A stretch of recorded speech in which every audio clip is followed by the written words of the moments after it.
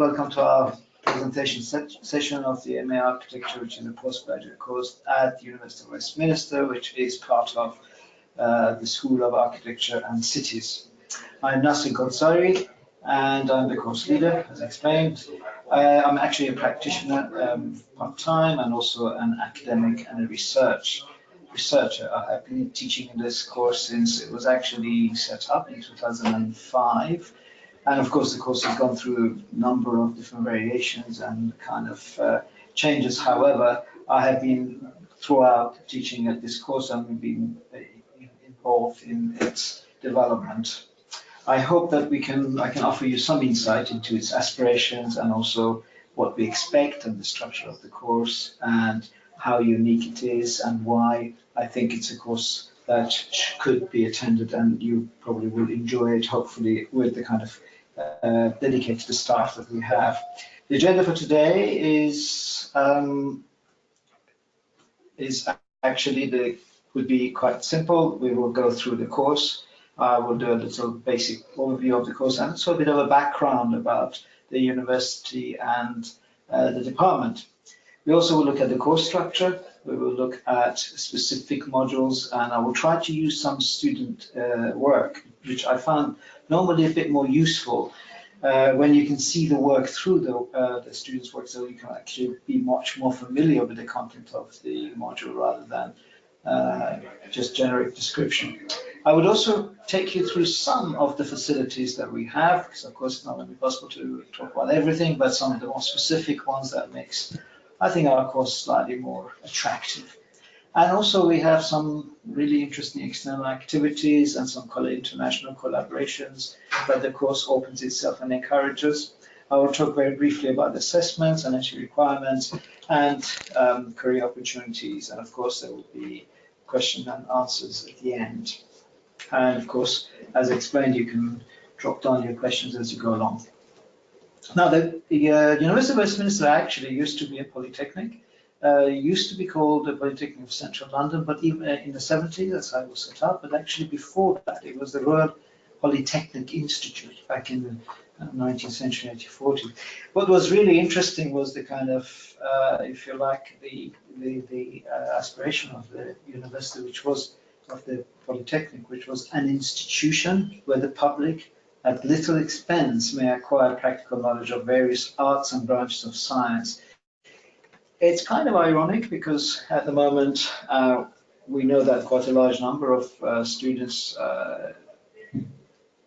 try to understand and get more into the idea of art and science and how architecture can actually benefit from both. And the university was set up at the Polytechnic at the time to have more of a practical approach to architecture, and it started to introduce less elitist kind of approach. The Polytechnic of Central London, this is 1971, that's what the 3D or the model of the architect that set it up shows, the project at the beginning, and you can see the street, Marylebone High Street, and of course the classrooms are above, and there is the high level. This is the image now of what it is now, the University of Westminster. You see the entrance and very large, quite nice openings to the high street, and it's quite a welcoming building. One of the kind of, I would say, strength of our university and the course is its location. It is fairly central. We're quite close to Regent's Park, Oxford Street, and a number of other places. But importantly, it is quite close to a number of other institutions, which gives you access to lectures, the libraries, the facilities. The Architecture Association is very close by. The University College London is quite close by, also the British Library. And they're all within walking distance, as well as, of course, Regent's Park. But it gives you the opportunity, gives the students opportunity not only to participate in all the additional curricular facilities, activities that takes place at the University of Westminster, but also to participate in the life and activity, social as well as intellectual, of other universities. Right, the MA Architecture itself. Well, the course itself is actually quite interesting in the way that it sits within the College of Design, Creative and Digital Industries. And also it's much more embedded specifically in the School of Architecture and the Cities, which means that as students of MA Architecture, you'll be engaging and also socializing as well as intellectually exchanging ideas with other students of similar courses, whether it is to do with interior design, whether it's to do with the architecture, part 2, Art, MSc Environmental Design, Urban Design, Architecture and Sustainability, the International Development, etc., etc. And there are a number of other courses within the building that you would be participating and you can actually engage with the students. The MA Architecture itself is one of a number of MAs that we do, but what is so important for us is that we try to promote innovative yet critical approaches to contemporary discourses in the subject of architecture, design and theory. It is a whole 12 months course, so it goes from September, which is quite important to remember that it is full 12 months. And it offers unique opportunities to advance your specialization in your own specific interest, whether it is to do with the theme or the specific subject, that area that you're interested in within the structure of the MA. We try to use more unconventional methods of investigation using design and research. It's very important to remember that the MA architecture is very particular in the way that it wants to, its graduates to use design as a way of learning, researching and exploring ideas. And also we quite like to push the idea of looking at contemporary sociocultural and architecture subjects that is globally affecting us. And we try to promote a high level of innovation in design and representational methods, quite a lot of critical thinking. But kind of critically, what is important about the course itself is the fact that the thesis project that the students take at towards the end of the semester 2 and beginning of semester 3 is a thesis project that is developed and pretty much written by the students themselves. So therefore, of course, as well as providing a kind of a frame and structure which enables you to study certain skills, critical thinking, new ways of exploring, and new ways of representation, but also it gives you that opportunity to develop your own interest. It has although we say it has a flexible program of study and a unique opportunity to pursue your own research, but yet we make sure that there are certain kind of skills that we would offer that we hope that it would help you to become even more critical thinkers and innovators.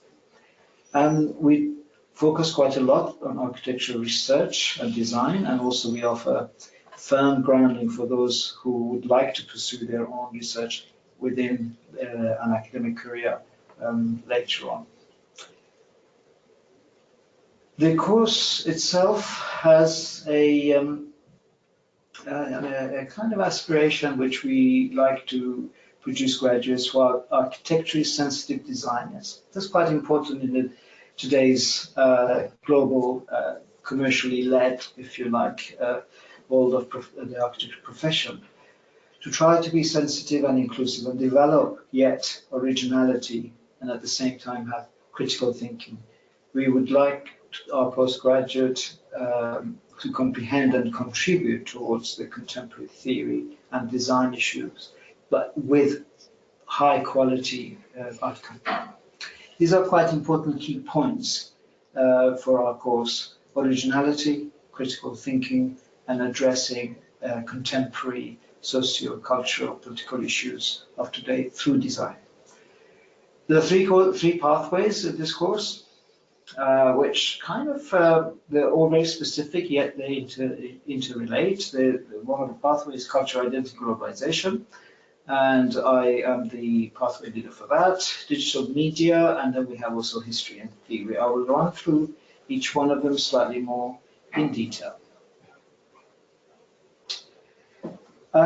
Cultural identity and globalization pathway is It tries to examine throughout the work through using design and case studies as well as project-based challenges that faces us as architects in addressing subjects of cultural identity, race, gender, ethnicities, and also in the way that these have impacts in the design of our places and spaces. We start to look at bigger scales of the city as well as the small scale of the person, the body, the relationship between body and the space, identity of the person, and also the way that the city itself has its own identity, whether it can preserve how it actually responds to global forces and how does it benefit from those global conditions.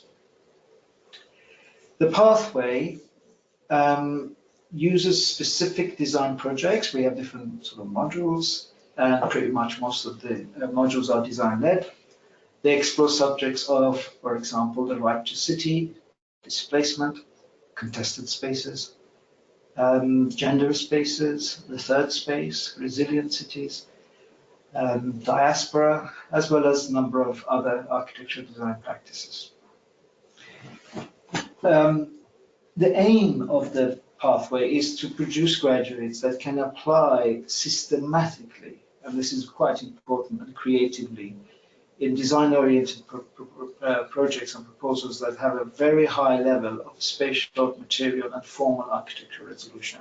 We place quite a bit of emphasis on the quality and the rigor of the outcome of the projects and the ideas, because we feel that projects within the University of Westminster has to be in similar, if not of a high standard, that when you take your work away, you become a specialist on that subject.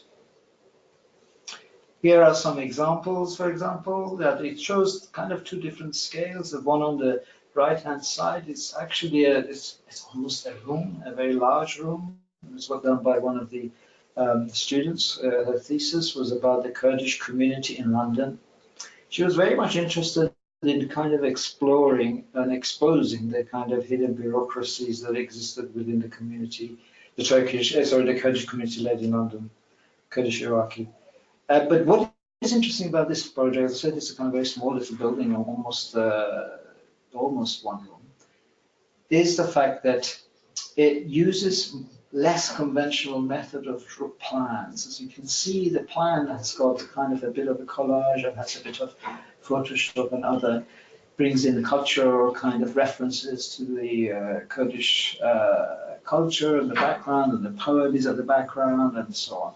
So, and also you can see that there's a bit of exploration of exposing the kind of the hidden layers in this room by pushing it out of the room. So it's a kind of speculative, it's less practical, more speculative and aspirational. On the left-hand side, however, we see a project, thesis project again, at very large scale of the cities in Guatemala.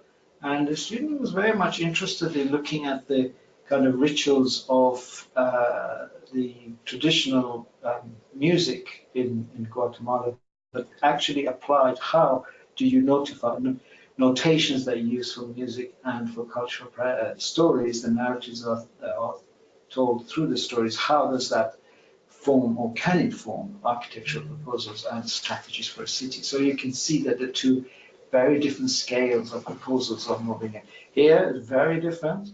Again, this is a personal space in the city of Caracas by another one of our students, but she uses quite a beautiful kind of collage, yet drawing. This is almost like a big painting. She was very much inspired by Di Chirico, the Italian expressionist. Very beautiful series of painting drawings that represents her kind of hidden space, her own personal space in the city. So you can see how the pathway culture and globalization addresses different issues and tries to celebrate individuality and personal space. Now, the digital media pathway is quite an interesting pathway as well. It kind of tries to review and reimagine the use of digital technologies that is now, of course, a central feature of any practice, whether it's architecture practice design or whether it's education or whether it's the daily life. This pathway provides very much the opportunity for the students to engage and convert with conventional as well as conventional digital design tools, softwares, making, but also quite critically to develop skills that can form a kind of a critical application of these tools within architecture space, personal space. Sometimes it is actually the largest space of the city. And also it kind of explores the possibilities for integration of computer and technology into the design practice. This is quite important because what we try to do is to show that the digital media is not really about, it's not about software, it's about using the technology to understand the city, to understand the person, to understand the object, but importantly too, to kind of try to make things. I don't know whether I can share with you this and try to see if it works. This looks like it is. Yeah, this is a piece that was done by one of the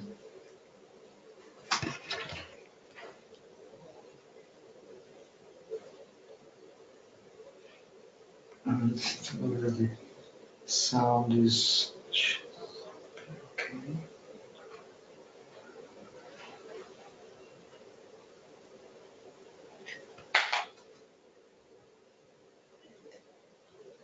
I don't think the sound is coming through, but you can see the moving images. You can see that the project, the students would be looking at different modules, and one of the modules is sight and motion, another one is about an applied animation. So you could be looking at a very small object that you would make physically, and then you transfer it and transform it to moving images. And of course, we help you out to, we don't expect necessarily you come with an extensive kind of sophisticated knowledge of the digital tools, as long as you have awareness of the basic tools, but we can take you through it. And we have good softwares, quite very good softwares at the university, in our workshop, and the stations that can help you out. And of course, specialist staff.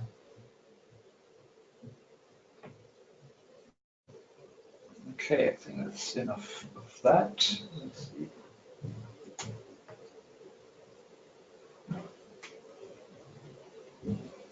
Right. That's another piece. You can see it's a much larger piece.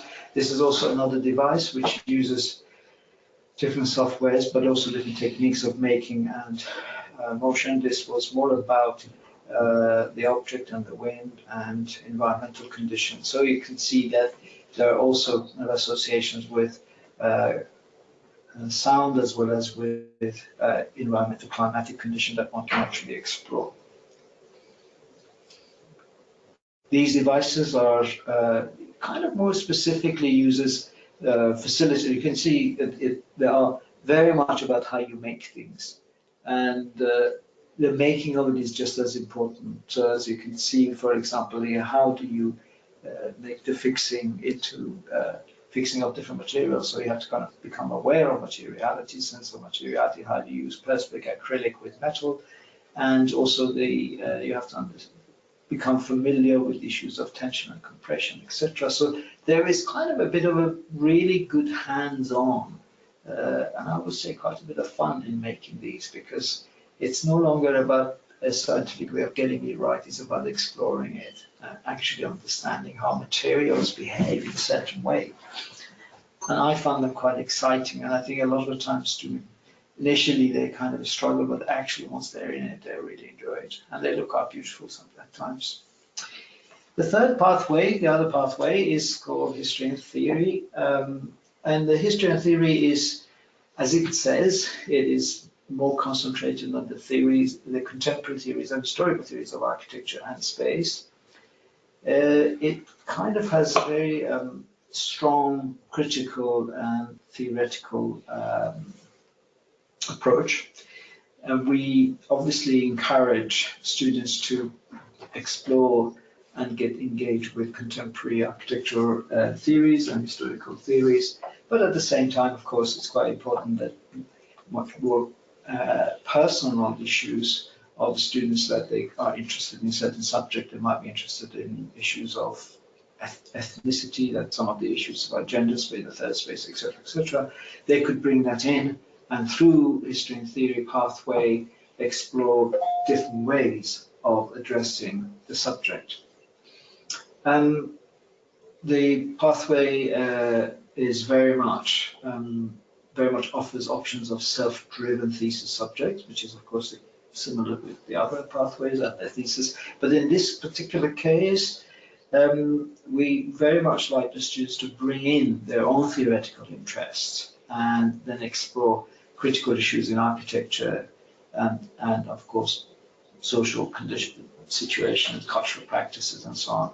And to use those topics, whether they're from adopting reuse of abandoned buildings or to micro homes, or theories of agencies and other users which can empower communities. Anyway, the important thing about the history theory is that we also, it goes beyond just the written report. As you can see, they're always very much embedded in new ways of representing written report and written research. This particular image that you see is one of the students' content right now that he's working on. It's a project or subject that he was very much interested in. It's about London and Dockland, and London and the London Docklands' integral role and its connection to the slave trade. He's very much interested in that, and how there's still some warehouses remaining in the east of London that they used to practice in the dark ages, the slave trade. And he's very much interested in looking at the history, but the spatial kind of exploration of what kind of spaces were created and how the slave trade was practiced, and how certain part of architectural spaces were used to what you might say less ethical practices, which we see that quite a lot. But it's a subject that very much the student is interested in. It's a subject, it's a pathway that can offer you that possibility, that condition, that you bring in what you really are interested, but look at this history and critically evaluate it and actually question the validity of it today, which is one of the key points about this pathway. How do you re-examine issues and discourses that, say, they might have been really polemical in the 1960s, or whether they were quite critical or even popular in the 1950s or turn of the century, and how do they sit within the context of today's socio-economic condition, and what's the role of the architect, and what are the agencies that are involved. So it's kind of, in a way, it leaves the student with a question in their own position at the end of their graduation, their own position within the historical context. Like, what is my role as the architect within this theoretical, within this position here?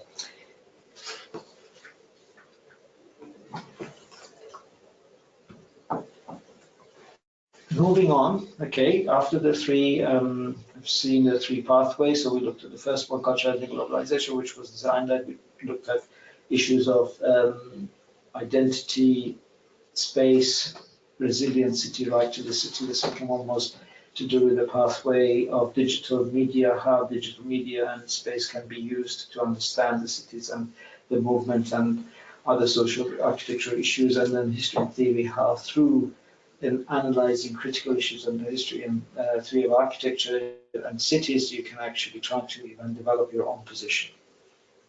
The course structure for all the three pathways is the same, and it's kind of developed in a way that it gives you a reasonable framework, a fixed framework, and yet opportunity to choose and have some optional modules. In semester one, we have three pathway modules, which relate to each pathway, which I will come back to in a bit. So you would be doing one main module, which is 40 credit. And then you have two other modules, which is research and positioning and thesis development. They are very much, the bottom ones, they're very much related to the thesis project. They feed in and they develop skills for research, making, thinking, and developing ideas of research that your own personal research you have. The blue are much more to do with the pathway related subjects. So semester 1, you would do 3 modules. Semester 2, you also would be 3 modules, but 2 of which are optional, and the thesis module is, of course, leads. It is a core module that everyone has to do, and it leads to semester 3, where you would submit your work at the end of September, the beginning of September, sorry. All right. Now, this is semester 1 modules. I'll go back to this. Okay, the core modules that you all have to take in semester 1 is research and positioning, so 20 credit module, and thesis development, which is another 20 credit module. These two, they both are quite important because they develop your skills and your way of looking at the subject that you're interested in for your thesis. So it's a kind of, in a way, giving you the tools to do that. The optional modules, however, which are theories of identity that's related to cultural and globalization, programming and computational design is related to digital media, and critical issues and architecture related to history and theory pathway. All 3 would be presented to you as you come in and you enroll, and after induction in September. The very first session we will introduce each pathway leader would introduce the 3 optional modules, and then you have the choice. You would be putting the papers that you vote for your option 1 and 2, and then you'll be allocated one of the choices that you have made. But the important thing to remember is that the description and explanation would be there. You don't have to make that decision now. You don't have to make a decision before you enter. You may decide that you do, because it could be that you actually read the description of the pathways and you think, that's the one I'm going to go for. That's absolutely fine. But if you haven't, doesn't matter. You could come over and we will explain it, and we'll give you as much information as possible to help you out with that. Okay. So we go to semester 2 module. Semester 2 module, we have 5 optional modules that you choose 2. Ethnographic way of knowing, which is a way of looking at place, a kind of more anthropological view, and methods of mapping and reading the city or reading the space. And that's very much related with the cultural and globalization pathway, but it's actually very useful for developing a thesis and a research methodology and design ideas that it helps you to develop your concepts. Very much interesting in terms of how you can actually develop concepts and ideas based on some mapping, some rereading and of the place and people, looking at ethnographic mixes and changes and needs, etc. Picture in London is very much about the city and the place. We explore in this London through walks and also reflections. There's a bit of group work involved in that. There's presentation involved, and that's quite fun and enjoyable, as long as the London weather allows, of course. The city, the city and site, city culture, sorry, looks at more at conceptual design for complex cultural context of different cities. It has specific titles each year that would be given. A number of cities are given, and you would be exploring and reimagining through design, conceptual design, ideas about the city. Sight and motion and applied animation are also very much related to the link to digital media, and where in both you would be looking at the subject of the digital exploration and setting up animations that can actually help you to explore your conceptual ideas and narratives of each project. Of course, in semester 3, your thesis would be primarily, your activity would be based around your thesis, and it would be followed by a submission of your work towards the end of the semester, and of course there would be a public exhibition, which is always fun, where your work would be exhibited. Everybody would have their work exhibited, and then also we have award night, which I will come back to in a bit. Some examples of projects just for major thesis, just to give you an example, some examples of what thesis students choose. For example, for the thesis, you either choose your topic or a location, or both, of personal interest. Say, you might be interested in the idea of the, I don't know, it's a inclusive space, or place of the slave trade space, or some of the other issues to do with access to the city or the homeless issue, or to do with even protecting the informal developments that have taken place, say, in your city, and they're in the danger of being basically cleansed by global development. So you might be interested in how do you protect that, or how do you address some of the critical issues. But it may be that you don't have a city, and you only have a topic, or it could be that you say, well, I'm actually from such and such place, or I'm interested in London, but I'm not quite sure what my subject is, but I like London, I want to do something. So through discussion with us and exploration of the ideas, then you would become more and more specific about the subject that you're interested in. And of course, the thesis project is either design-led or written, so it could be a project. A majority of the students actually choose projects because it's a way of applying many of the design tools that you picked up throughout the year from other modules. So this project, for example, was in Mosul, Iraq. And the student, she was actually from Mosul, and she was very much interested in how do you address a city that was destroyed and very much, if you like, devastated by the kind of conflict, and what are the appropriate ways of developing a city of that kind.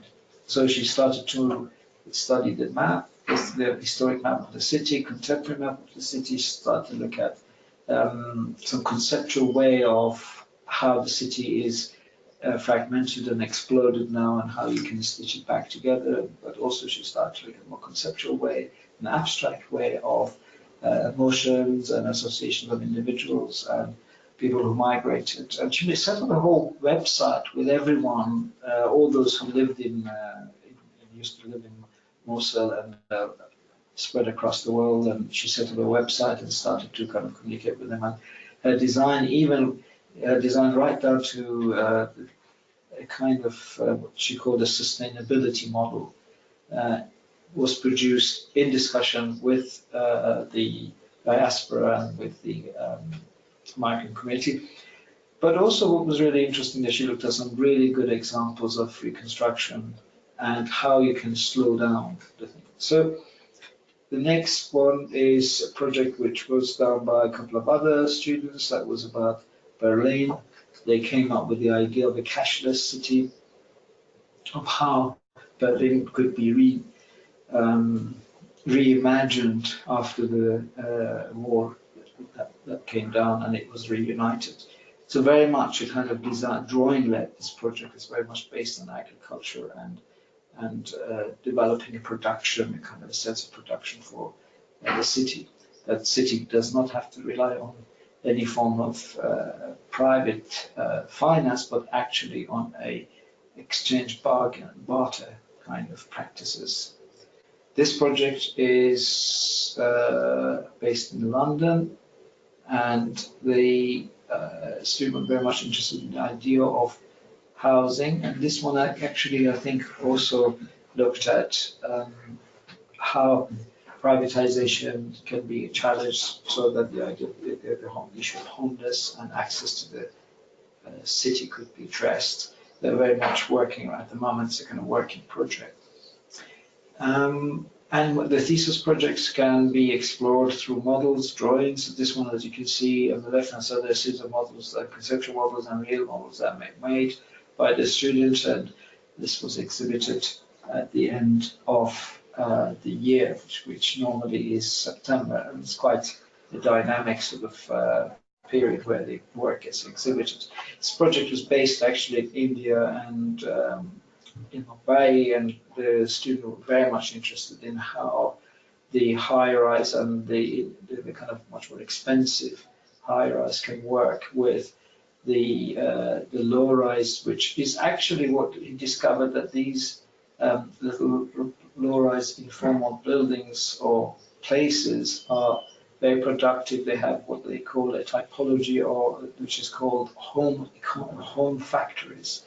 So these little rooms inside very small informal houses, they actually produce extensive amount of light industry that actually even goes up to exporting to other locations. So it's a very dynamic kind of community, but yet it is under threat by much more kind of high quality living units.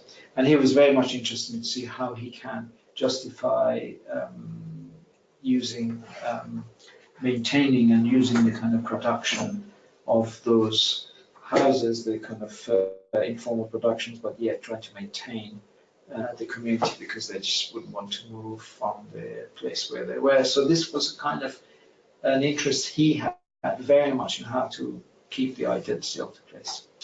Okay, let's just talk a little bit about our working methods. The image on the right probably wouldn't happen anymore, because you're all going to be sitting down and looking at your digital, well, some of you anyway. But we very much like to encourage, and we do encourage, intensive research and looking and researching through not just books, but actually using drawings and model making and films and moving images and photographs, animations, etc., to explore and actually present ideas. So this kind of idea of unpacking the unwritten and the written history for us is very important. That we encourage not only for people to look at what's written in the books, but also what is not written. What are the narratives and stories that people are, they don't actually necessarily share it with us, it's not written, but you can go and find out from the locals. Other methods that we use very much is conceptual model making. You can see it on the top left-hand side, where certain ways of exploring some ideas are used by using laser cut models, etc. And then on the left bottom, you see a film, divine intervention. Again, we encourage very much a specific way of analyzing film in order to understand some of the kind of more hidden ideas in specific places. The Wings of Desire was based on Berlin. The image on the right is kind of inspired by the Situationist, but again, it's a kind of a poster collage which explores different ideas, but yet brings in more theoretical discussions into the subject. And we have field trip, which is quite an important part of our kind of engagement with outside world. We go to different parts of the world, and generally speaking, when we go to our field trip, we are working with local students. The image top right is in Nicosia, where we were setting up kind of a working group invited by UN to run a workshop for the north and the south. Nicosia, Cyprus in Nicosia. So then the other ones down the bottom are Oman, and there's another one on the left, which was this year. We went to Havana, we went to Cuba, and we were working with some quite specific architecture and planning NGOs. So generally speaking, we try to collaborate with local municipality or local institutions, or local NGOs and local students. So it's kind of a way of going beyond just a field trip. We also have Other activities, London Festival of Architecture every year. University of Westminster participates formally, and we encourage our students, if the work of the students that are produced relates to the theme of the London Festival of Architecture, then they can participate in it. We have a very important event at Westminster Department of Architecture, which is called Fest or Fabrication Festival, which takes place at the end of the year, and at the end of the academic year of the and every course from undergrad, postgrad, and different sort of courses, students participate, make conceptual pieces, but real pieces that are then that are pavilions that are made in the P3, which is a big space that we have, the exhibition space. They make it and they use it as a big party at the end of it. We have also we also participate in other more public activities. This year we were a Rich Mix, which is a Central London event where we show some of the work. Last year we participated in another exhibition. Again, they all very much relate on what is happening at the time in London and whether the theme and the work of our students relate to it. The work is that your work would be celebrated at the end by a fantastic catalogue which gets produced, which is called More, and every student's work is published, and you can take that with you. Of course, the course team, we have an energetic course team of practitioners, architects, researchers, which either they lead the pathways or they lead the modules, and they're all active in terms of the research and practice. And you can see from the list, they all have their own specific duties and responsibilities. Now, the exhibition, I'm aware of time, so I'm trying to kind of rush it a bit, but there's the end of the year exhibition is actually quite dynamic. You can see that this was I think this was last year that we had our exhibition, and as you can see at the end towards the top of the image, some of the work that's been displayed. We invite people from different institutions, but also practitioners and different companies who might be interested in your work, so people can get potentially some employment. And we have an award night. Awards are given to students from the 3 courses, so subject to, of course, the quality of the work. The studios that we have is quite an important part of our facility, because it does actually give you an opportunity to participate and work with others. They're open studios as well as enclosed spaces, but generally they're collective communal spaces, so you actually get involved and talk to others, and there's quite a lot of peer learning for these shared spaces. And our facilities includes, beyond the kind of the normal, more conventional drawings, etc. Printers, we have 3D printers, we have laser cut, we have 3D fabricators, etc., which actually are quite unique, and we quite like to encourage, and we do encourage students to use as much of it as we can.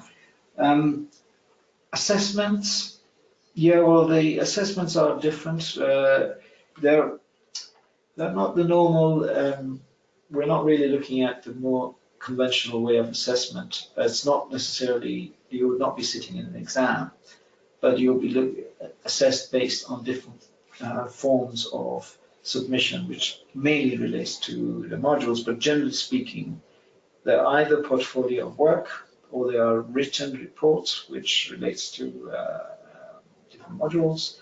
There are also seminars and presentations that gets assessed. We also have what we call summative assessment, which is graded, numbers, figures, and the formative assessment. Formative assessment is less formal. It's more about informing you of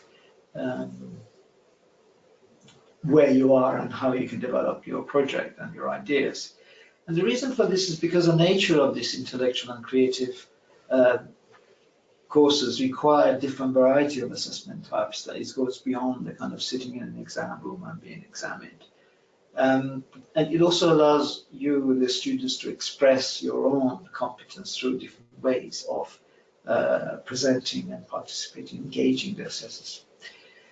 So the entry requirements, of course, if you have any more questions on the assessment, we can discuss it if there are any questions at all. But the entry requirements are generally, you would see it on the website. These are some links. We generally like to have 2.1 minimum. However, there are cases, depending on subject to the person's statement and also the portfolio of work, depending on the strength of them, we can obviously consider other grades.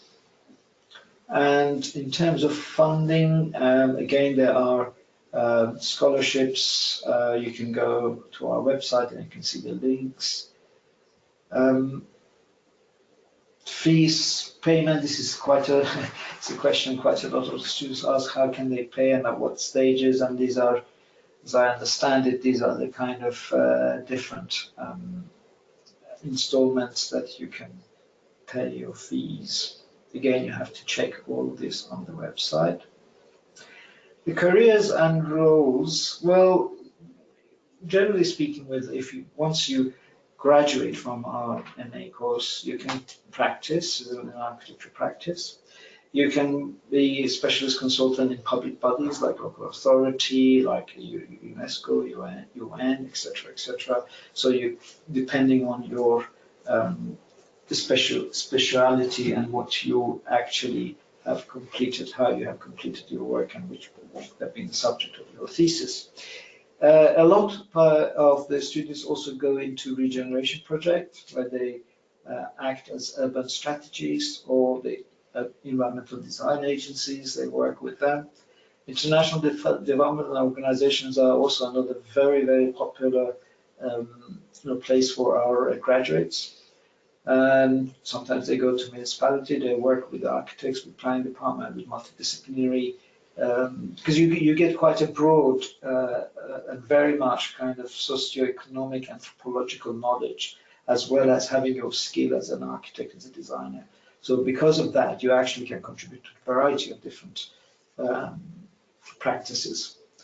And if you wish to take academic route, of course you can. Quite a few head towards doing their own MPhil, PhD, and we try to create suitable applicants opportunity to study that. And the important thing to remember on this is that it's not just a traditional research or the written PhD doctorate that we're interested in, but also we can provide design-led project tools.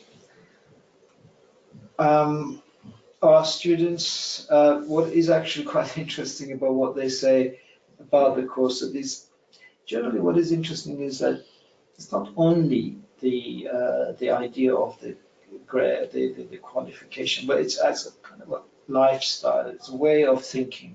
We try to develop, not only trying to make sure that you enjoy the time that you're with us, but also develop some thinking skills, making skills as an architect, and become more sensitive and more serious.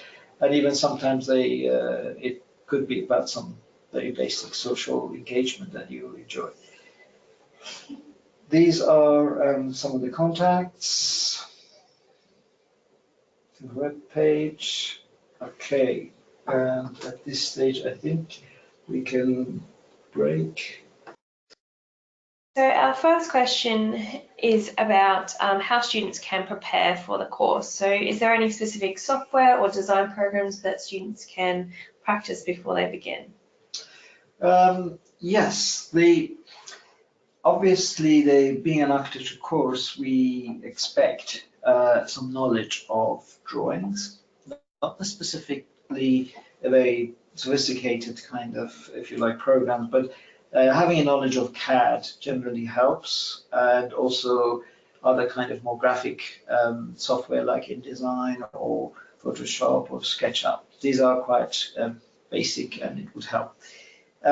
We also encourage very much some early readings. If you go to our website or if you look at some of the work of the subjects that we've actually been the students have picked up, or some of the subjects that the modules address, it might be quite useful for you to do some reading. But generally speaking, it is good to prepare yourself for some more specific way of using your camera, for example, what kind of photographs you can take, how.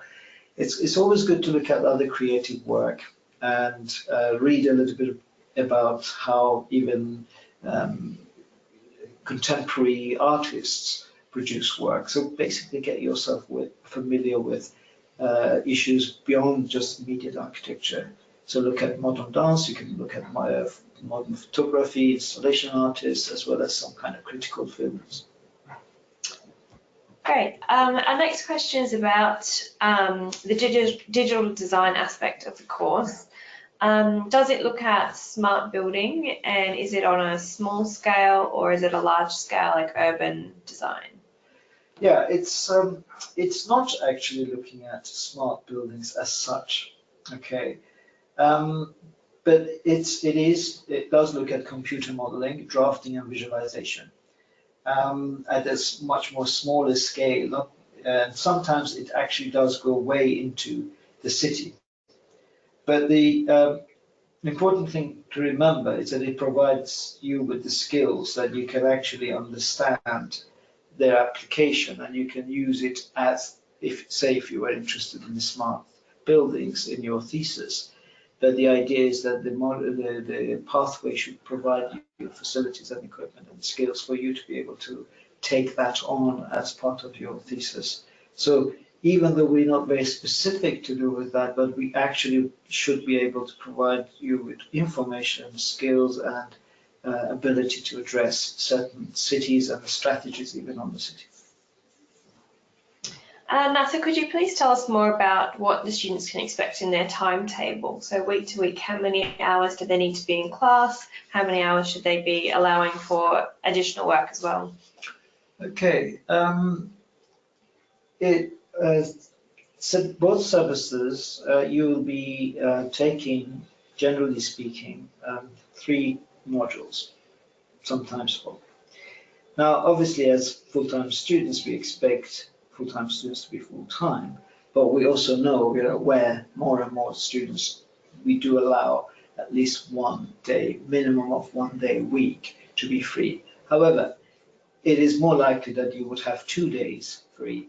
And it also depends on the nature of the modules and the stages in which the teaching takes place. Some of the modules are studio-based, and studio-based means that there would be one-to-one tutorials, one-to-one discussions, or group seminars.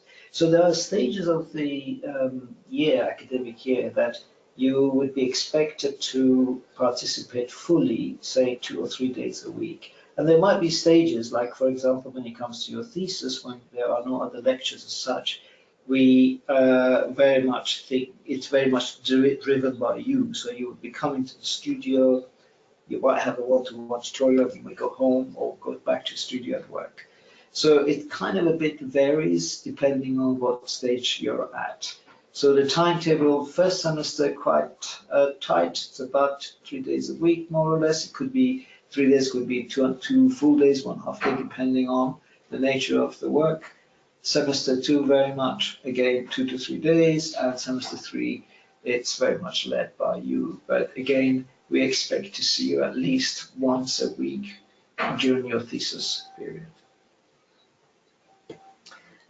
Could you tell us more about graduate opportunities? For example, is the course internationally recognized? Are students able to work in international companies after they finish the course? Well, because you graduate with 180 credits from the course, and there are some European countries that you need to check. Actually, it was on my presentation. Some countries who have joined the specific program. I think you would see. Can I go back to? Let me see. There we go. You see there is ECTS, which is a European Credit Transfer System.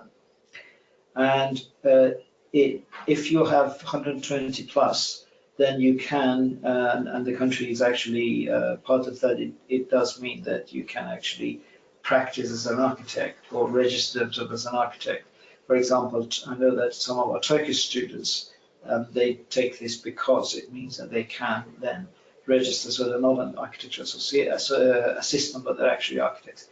And in terms of the postgraduate, it is internationally recognized. It's a postgraduate course, although it is not credited as Architect Registration Board in the UK, but it is a credited postgraduate course, and you can actually practice internationally. Majority of our students, the routes they take, they either can, after the 1 year, 1 full year, when they're familiar with the course, they could actually go and do a part 2 in the UK and register as a fully qualified architect in Architect Registration Board, or they actually take on doing projects abroad.